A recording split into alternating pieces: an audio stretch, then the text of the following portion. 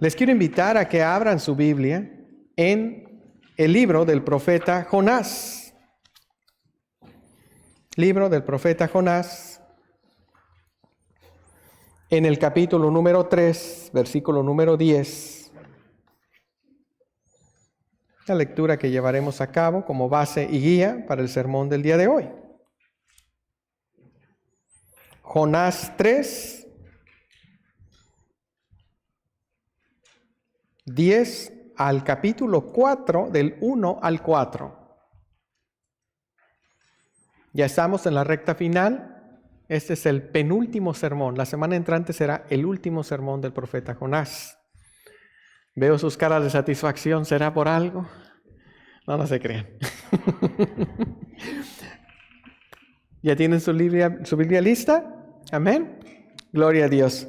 Mis hermanos y mis hermanas, es una lectura de manera alternada y la palabra del Señor se lee de la siguiente manera.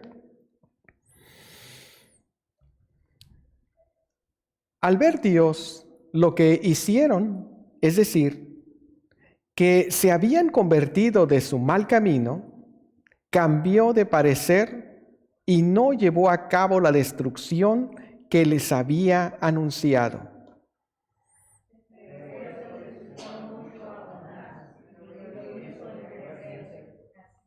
Así que oró al Señor de esta manera: «Oh Señor, ¿no era esto lo que yo decía cuando todavía estaba en mi tierra? Por eso me anticipé a huir a Tarsis, pues bien sabía que tú eres un Dios bondadoso y compasivo, lento para la ira y lleno de amor, que cambias de parecer y no destruyes».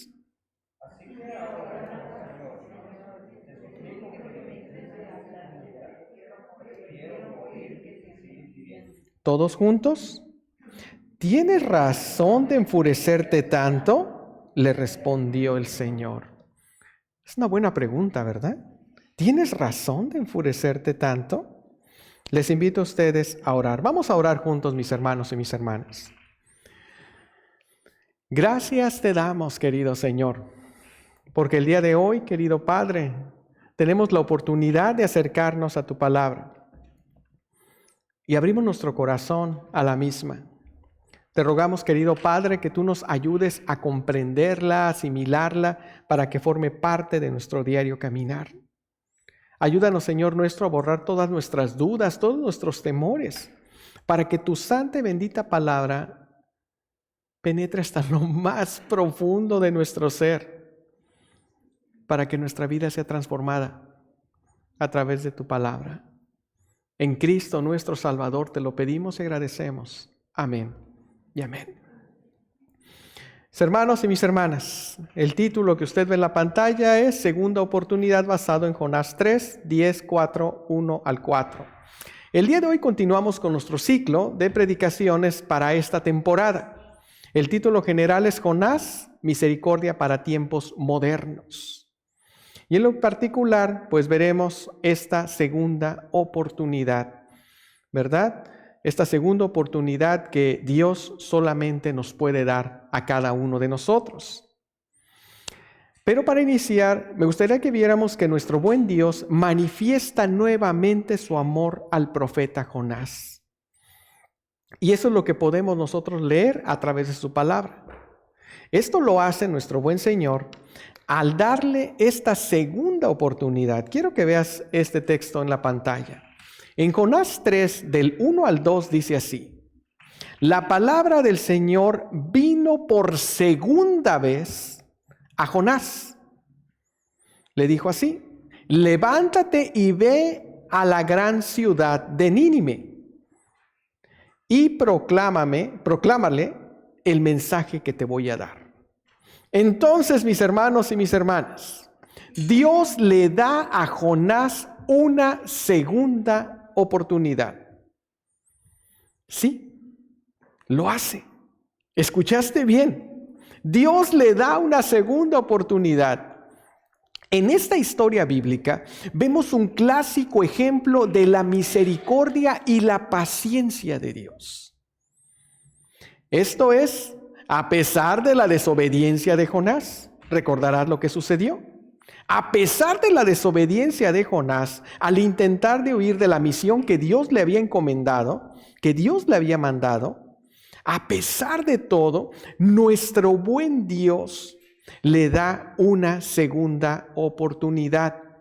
Es decir, a pesar de la rebelión de Jonás, Dios no lo abandona. Dile a la persona que está a tu lado, Dios no te abandona. Dios no nos abandona, mis hermanos. A pesar de todo, de la persona que nosotros llegamos a ser, a veces llegamos a ser esa persona rebelde también como Jonás, Dios no nos abandona. A pesar de todo, Dios no lo abandona, sino que le ofrece una nueva oportunidad para cumplir su propósito y de esta manera demostrar su amor por todos. Quiero decirte, mi hermano, mi hermana, que es así como es que Dios muestra, al igual que a Jonás, una segunda oportunidad para cada uno de nosotros. Es decir, mi hermano y mi hermana, sin importar el tamaño de nuestros errores, Dios manifiesta su bondad y su misericordia dándonos una segunda oportunidad. Nuestro buen Dios, entonces, está dispuesto a perdonarnos y darnos justamente un nuevo comienzo. Y eso es parte de lo que veremos el día de hoy a través de la palabra de nuestro Señor. Para entender cómo es que se da todo esto, veamos a Jonás nuevamente predicando en la ciudad de Nínive. Y quiero decirles esto, mi hermano y mi hermana. ¿Sabían ustedes que Jonás tenía muy pocas posibilidades de que las personas que vivían en Nínive recibieran el mensaje con agrado? Pues imagínense, mis hermanos y mis hermanas, alguien que está pecando, tú llegas y le dices, estás pecando, ¿tú crees que lo va a recibir con agrado? Él va a estas personas en Nínive, al igual que en nuestros tiempos modernos, inmediatamente pues él estaba temiendo, Jonás estaba temiendo de que hubiera un rechazo. Ya que cuando Jonás fue a predicar a este lugar llamado Nínive, como Jonás lo veía, es que estaba marchando hacia una muerte segura. Y nos hacemos entonces esta pregunta. ¿Qué recibimiento podía esperar una persona que venía a una nación que era la más poderosa de aquel momento histórico para decirle, Dios te va a destruir por tu pecado? De esta manera, mis hermanos y mis hermanas, llega y comienza a predicar. Y contra toda expectativa, porque él no traía la expectativa de que las personas lo fueran a escuchar. Contra toda expectativa, las personas escucharon el mensaje que Jonás traía. Y no solamente eso, sino que llegó a oídos del rey mismo. Esto quiere decir que estuvo buen momento predicando la palabra ahí. Fue así que la ciudad entera se vistió de cilicio y clamó a Dios por misericordia y se convirtieron de sus malos caminos. Ve cómo dice la palabra del Señor al respecto. En Jonás 3, del 6 al 9, una vez que escuchan el mensaje de la palabra del Señor, ve lo que decidieron los habitantes de Nínive. Cuando el rey de Nínive se enteró del mensaje que traía la palabra de Dios hacia las personas, el mensaje de arrepentimiento, diciéndoles, arrepiéntanse porque el Señor los va a castigar si no se arrepienten. Cuando el rey de Nínive se enteró del mensaje, se levantó de su trono, se quitó su manto real, se vistió con ropa áspera y se sentó sobre ceniza. Esto caería un poco raro hoy en día, pero era algo común en aquel momento histórico. Recuerden ustedes que esto se hace en señal de arrepentimiento.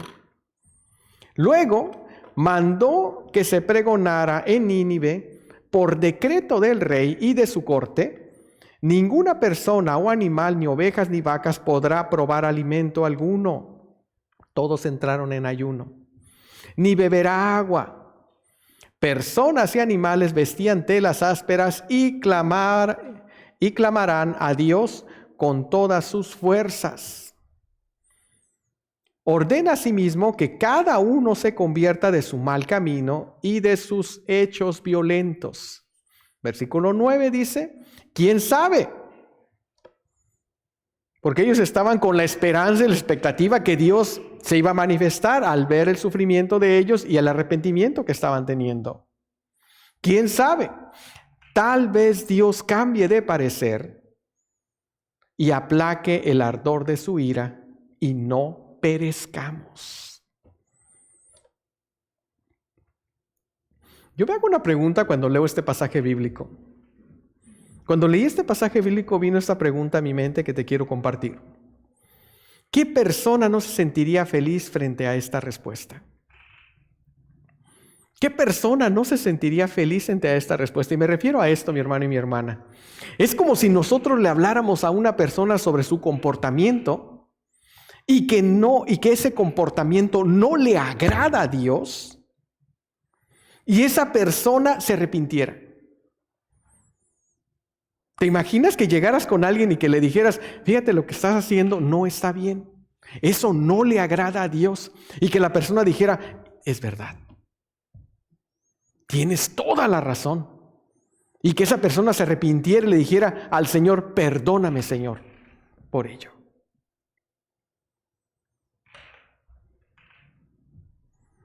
Y que esa persona llegara a los pies de Dios. Ahora sí que te imaginas. ¿Quién de nosotros no se hubiera sentido feliz por tener la bendición de que las personas se arrepintieran después de escuchar el mensaje de Dios? ¿Quién no se sentiría feliz con eso? Yo me sentiría muy feliz. Yo creo que todos nos sentiríamos felices de que en el momento que tú pudieras predicarle o decirle a una persona, esto no está bien, esto no le agrada a Dios, y la persona llegara a los pies de Jesucristo y dijera, es verdad. Nos sentiríamos muy, muy felices por ello. Pero, como siempre les he comentado en otro momento, ¿verdad? Siempre hay un pero en ese sentir. En medio de esta victoria, porque recuerden ustedes que es una victoria para Dios. O sea, Dios le dice a Jonás, ve y predica a Nínive. Recuerde. Y esta victoria es para Dios. En medio de esta victoria, tenemos dos respuestas al mensaje que Dios ha otorgado. Y es lo que te quiero compartir el día de hoy. Estas dos respuestas a ese mensaje. La primera respuesta la encontramos de parte de Dios mismo. Pues cuando vio que las personas de Nínive se arrepintieron, nuestro Señor tomó esta decisión. Ve lo que dice la palabra del Señor en Jonás 3:10. Dice así. Esta es la respuesta de Dios. Cuando vio Dios todo lo que habían hecho los habitantes de Nínive, esta es la respuesta que Dios les da. Al ver Dios lo que hicieron, es decir, que habían abandonado su mal camino, cambió de parecer y no llevó a cabo la destrucción que había anunciado. Es decir, vemos una respuesta favorable de parte de Dios ante el arrepentimiento de los habitantes de Nínive. Esa es la primera respuesta que encontramos. Dios decide perdonarles la vida, porque ellos se habían arrepentido de sus malos caminos. Ante nuestra mirada podemos decir, ¿no es esto lo que buscamos cuando nosotros predicamos la palabra de Dios? ¿No es esto lo que quisiéramos que sucediera? Es decir, que las personas se conviertan y lleguen a los pies de Cristo. ¿Te imaginas que cada persona que tuviste la oportunidad de hablarle de Dios, de Jesucristo a lo largo de la semana, ya esté en los pies de Jesucristo? No es una victoria para ti, es una victoria para Dios. ¿No nos sentiríamos felices? Desde la perspectiva de la palabra de Dios y del pasaje que estamos viendo, al parecer no todos estaban felices con esta respuesta. Lo que sabemos es que las personas de Nínive estaban sumamente felices. Brincaban de alegría. Imagínate que te digan, te van a destruir. Y al rato el Señor te dice, no, no lo voy a hacer, te perdono. Ellos estaban sumamente felices. Estaban que no cabían en felicidad. Dios estaba feliz al tomar la decisión. Al ver el arrepentimiento de ellos, Dios está feliz y dice, te perdono. Y como en toda historia, siempre existe un pero. El único que no estaba feliz era el profeta Jonás. El único que no le agradó la decisión de Dios era el profeta Jonás, ya que para él fue un duro revés. Y esta entonces es la segunda respuesta al mensaje de Dios. Y quiero hablarte un poquito acerca de la mentalidad de Jonás para poder entender por qué estaba molesto Jonás. Y es esto, mi hermano y mi hermana. La mentalidad de Jonás es esta. ¿Cómo se le ocurre a Dios perdonar? ¿Cómo se le ocurre a Dios perdonar a Nínive?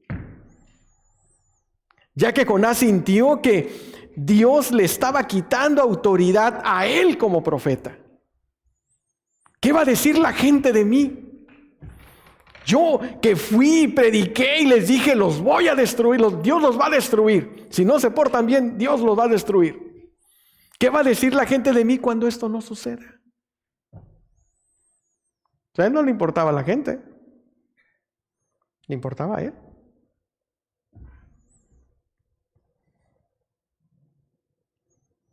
Él sentía que se le había restado autoridad como profeta, pues sintió que había perdido credibilidad. Y esto le molestó profundamente. Es por eso que Jonás se molesta tanto con Dios. Ve lo que dice la palabra de Dios. Esto es lo que le dice a Dios Jonás. En Jonás 4:3 le dice así: quítame la vida ahora, Señor. O sea, prefiero morir que ver lo que hiciste. Quítame la vida ahora, Señor. Prefiero estar muerto y no vivo si lo que yo predije no sucederá. Como si se tratara de mí. ¿Verdad? Gracias a mí. Ya me imagino a Jonás diciendo esto. Entonces, ¿no los vas a destruir, Señor? ¿En qué quedamos? ¿En qué quedamos, no? ¿No me fuiste a sacar de las profundidades de las aguas con un pez?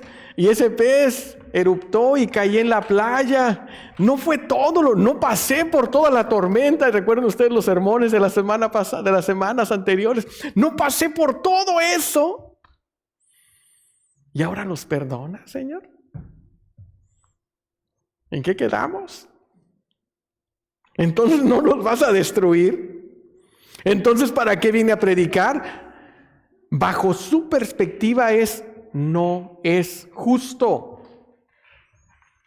No es justo, Señor. Y sabes una cosa, mi hermano y mi hermana, en ese sentir, por medio de este pasaje nos damos cuenta, o sea, nuestro buen Dios nos muestra que nos muestra tanto a Jonás como a nosotros, que nuestra función es predicar y el resultado de la predicación lo da Dios. No se trata de nosotros. Dile a la persona que está a tu lado, no se trata de nosotros. No se trata de nosotros. A través de este pasaje bíblico nos da una gran verdad para ti y para mí. Nosotros llevamos a cabo el ejercicio y la bendición de transmitir la palabra de Dios a otra persona.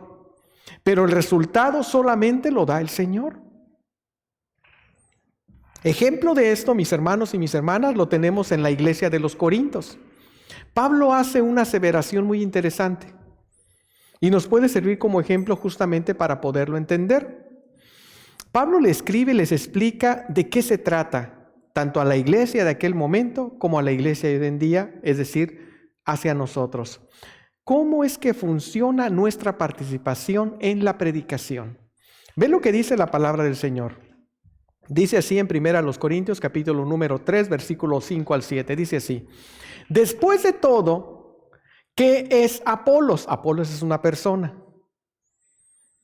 ¿Y qué es Pablo? Está haciendo la comparación entre Apolos y Pablo.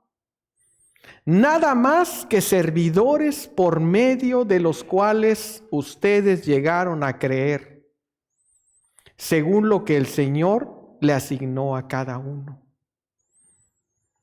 O sea, está diciendo, yo, Pablo, mi hermano Apolos, solamente somos instrumentos en las manos de Dios. Dice así, versículo 6, muy interesante. Yo sembré, Apolos regó, pero Dios ha dado el crecimiento. Hay personas que le hablan por primera ocasión a una persona acerca de Jesucristo y no lo volvemos a ver, pero llega otra persona que no eres tú y empieza a regar esa plantita, esa semilla. Empieza a regarla, empieza a darle nuevamente alimento espiritual, le vuelve a hablar acerca de Jesucristo. Pero al final quien hace brotar la semilla es Dios. Pero Dios ha dado el crecimiento. Versículo 7 dice, así que no cuenta ni el que siembra, ni el que riega, sino solo Dios, quien es el que hace crecer. Tremenda lección que nos da la palabra de Dios en ese sentir. Entonces, mi hermano y mi hermana, la participación de nosotros en el reino de Dios es sembrar. Ese es nuestro trabajo. Ir y estar sembrando semillas. Y después, si no se sembró también, bueno, llegamos a darle una regadita. Llegamos a darle más palabra de Dios a la persona. Nuestra confianza es que esa persona recibirá la palabra de Dios, es decir, que sea buena tierra y que en su momento dará fruto. Pero al final, el resultado es de Dios. Así que no te sientas mal. Dile a la persona que está a tu lado, no te sientas mal. No te sientas mal, hermano y hermana. A veces nosotros predicamos, les decimos, le estás hablando a ese primo, ese hermano tuyo, ese compadre tuyo, le estás hablando acerca de Jesucristo y no te ha escuchado. Durante 15 años le sigues hablando de Jesucristo y no te ha escuchado. No eres tú. Es que en su momento esa persona llegará a sus pies, a los pies de Dios. Nuestro trabajo no es hacer que crean. Nuestro trabajo es predicar la palabra de Dios. Pero hay otro aspecto más, mis hermanos y mis hermanas, que no quiero dejarlo a un lado. Hay otro aspecto importante de la molestia de Jonás. El primer aspecto de la molestia de Jonás es que él creía que el resultado dependía de él, que el resultado depende solamente de Dios. El otro aspecto de la molestia de Jonás, y que no quiero dejar pasar desapercibido, es que Jonás también era un pecador. O sea, él era pecador, así como Nínive era pecadora. ¿Se fijaron ustedes en eso? Jonás era pecador también, ya que él había desobedecido a Dios. No hubo pues una tormenta donde los marineros tuvieron que tirar toda la carga y estuvieron sufriendo y bogando ahí en medio de la tormenta. No hubo un hombre que se aventó al mar, es decir, que lo echaron a él para que no se suicidara y todo lo que pasó. ¿No se lo tragó un pez y lo arrojó en la playa? O sea, Jonás, una tras otra. A Jonás se le había olvidado que él también había desobedecido a Dios, es decir, que también era un pecador. Y aquí entramos en un territorio bastante interesante y con esto quiero terminar. ¿Sabían ustedes que el tratar de justificar nuestro pecado es detestable delante de Dios? Eso no le agrada a Dios. El tratar de justificar nuestro pecado, es decir, yo estoy bien, Señor, Él está mal. Eso no le agrada a Dios. Y me refiero a que a Dios no le agrada que justifiquemos nuestro pecado. Y esto es una tendencia casi humana en ese sentido. Es decir, estar tratando de justificar nuestro pecado, ya sea delante de las personas o delante del Señor. Seguramente preguntarás, ¿de qué está hablando el pastor? Mi hermano y mi hermana, ¿han notado ustedes cuántas veces los relatos de desobediencia van acompañados de esta tendencia de autojustificarse? Si tú revisas y revisamos el Antiguo Testamento y algunas partes también del Nuevo Testamento, que las personas siempre andan tratando de justificarse. ¿Recuerdan ustedes a Adán? Cuando él es confrontado con su pecado, le dijo esto a Dios: la mujer que tú me diste, o sea, tú tienes la culpa, tú me la diste, ¿no? La mujer que tú me diste fue la que me dio el fruto prohibido y yo pues ya me lo comí. Pero eso sucedió. Cuando Dios confronta a Eva con su pecado, le dice: la serpiente me engañó, es decir, tu creación. O sea, tú también, Señor, o sea, allí, ¿para qué me la pones enfrente? ¿Verdad? Y pues yo caí, pero pues tú me la pusiste ahí. ¿Sí ves esto? Si vamos un poco más adelante en la Biblia, vamos a encontrarnos con Aarón. Aarón, cuando es confrontado con su pecado, es el hermano de Moisés. Ustedes recordarán que se encuentran ahí en el monte Sinaí y Moisés sube y Aarón está acá abajo con las personas. Las personas creen que Moisés ya no va a bajar porque estuvo en presencia de Dios y aquella persona que está en presencia de Dios va a morir, no puede sobrevivir. Entonces ellos tenían esta situación en su mente. Y cuando Dios lo confronta con su pecado a Aarón, le dijo a Dios: ¿sabes qué? Yo no hice nada, sino que tiré el oro en el fuego y de pronto salió un becerro de oro y la gente comenzó a adorarlo. Pero yo nada más arrojé el oro, o sea, y de pronto surgió el becerro. Vemos esa situación. Y el último ejemplo, solamente para tomar un ejemplo más. Cuando el rey Saúl es confrontado, mis hermanos y mis hermanas, cuando el rey Saúl es confrontado por haber desobedecido a Dios, él simplemente le dijo al profeta: no fui yo, sino el pueblo que estaba conmigo. El pueblo que estaba conmigo no me dejó hacer lo que Dios quería. Es decir, mis hermanos y mis hermanas en Cristo, ¿cuántas veces también nosotros hemos hecho lo mismo? Pensemos en todas esas ocasiones que condenamos en las personas aquello que nosotros mismos hacemos, o lo hacemos de una manera diferente. Y ese es un punto de reflexión en este sentir al cual nos invita la palabra del Señor. Yo estoy bien, tú estás mal. Ve, Señor, eso sí es malo. Lo que yo hago no es tan malo. Lo que yo hago es, todos lo hacen, pero lo que Él está haciendo, sí es bien malo, Señor. Échatelo, descabéchatelo de una vez. Entonces, hermanos y hermanas, cuando nos toca estar frente a Dios, siempre tenemos una elaborada explicación para demostrar que en realidad nuestro pecado no es pecado. Pero el pecado de las demás personas sí lo es. Y sabes, a pesar de esto, nuestros argumentos, no quiero romper el corazón de nadie, nuestros argumentos no convencen a Dios, hermanos y hermanas. No hay argumento que podamos decirle al Señor, no existe un argumento. Así que temo ser yo el que le rompa el corazón en ese sentir. Ningún argumento va a convencer a Dios, ya que el Señor, hay que recordarlo, no castigó a Adán por el pecado de Eva, ni a Eva por el pecado de la serpiente, ni al pueblo por el pecado de Aarón, ni a los israelitas por el pecado de Saúl. Es decir, mi hermano y mi hermana, cada uno recibió su merecido pago por sus propios pecados. Y esa es la realidad de la palabra de Dios. Y esto fue lo que pasó entonces con Jonás. Él creía que estaba bien y aquellos habitantes de Nínive estaban mal.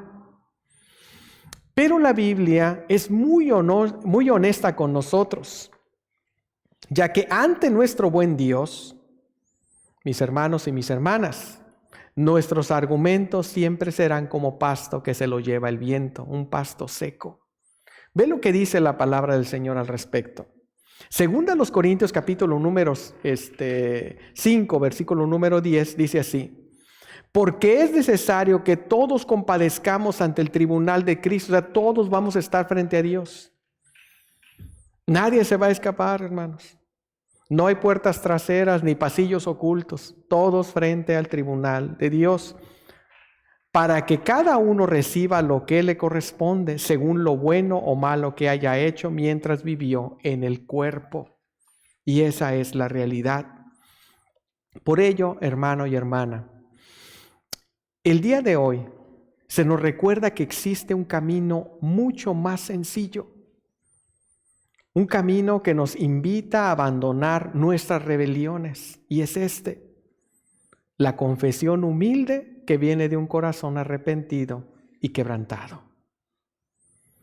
Y esto es lo que Dios esperaba de Jonás.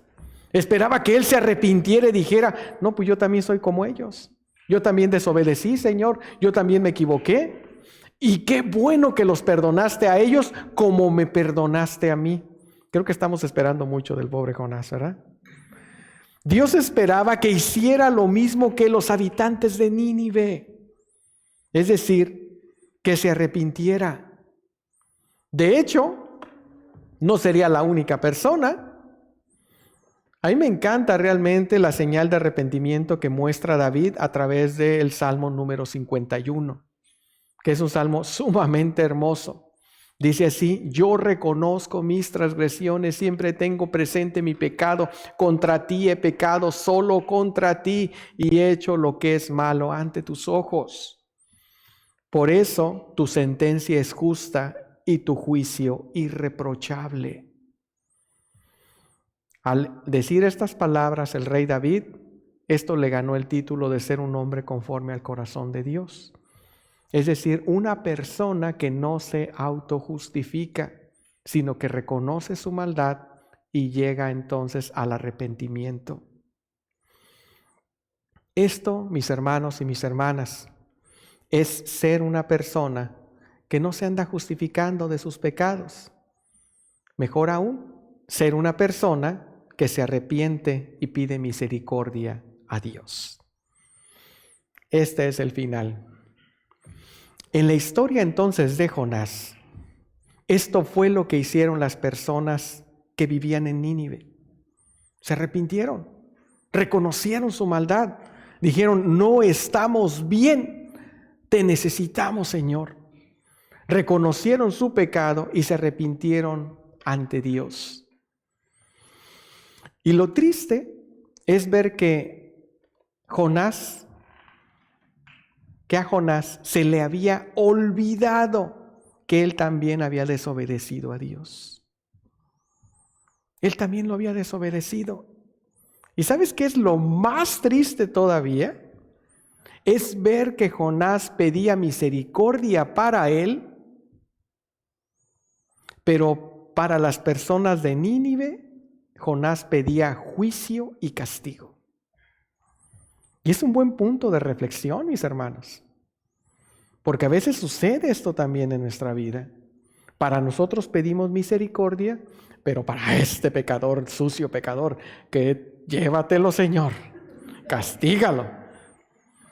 Si no te lo llevo y te lo mando yo. Recordarán ustedes, mis hermanos y mis hermanas, que Dios le había dado una segunda oportunidad a Jonás y tampoco lo recordó.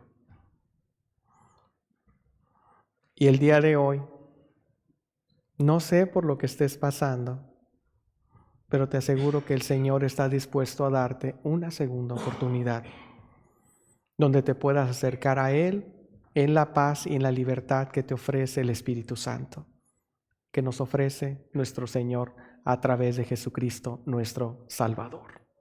Que el Señor les bendiga y les guarde. Amén. Les invito a estar de pie, mis hermanos y mis hermanas, y de esta manera recibir la bendición de parte de nuestro Señor. Padre Celestial, te damos gracias, querido Señor nuestro. Gracias, Padre, por tu gran misericordia, por el gran amor que manifiestas a través de tu Hijo Jesucristo, por tu Espíritu Santo, Señor nuestro, el cual nos nutre día a día a través de tu palabra. Te damos gracias, Padre, por ello. Te rogamos, muy querido Señor nuestro, que tú nos ayudes todos los días de nuestra vida, para que podamos servirte y honrarte como solamente tú te mereces. Sabemos y entendemos a través del ejemplo de la vida de Jonás lo que debemos hacer y lo que no debemos hacer. ¿Qué es lo que se necesita para que nuestra vida sea de victoria en victoria? Y el día de hoy, Señor nuestro, apelamos a tu misericordia y a tu amor. Y te rogamos, Padre, que nos des la fortaleza suficiente para siempre reconocer nuestra maldad, reconocer que necesitamos cambiar y de esta manera ser más que vencedores por medio de nuestro único y suficiente Salvador, nuestro Señor Jesucristo. En su nombre nosotros oramos. Y ahora, mis queridos y amados hermanos, que el Dios de la esperanza los llene de toda alegría y paz para que rebosen de esperanza por el poder del Espíritu Santo. Amén.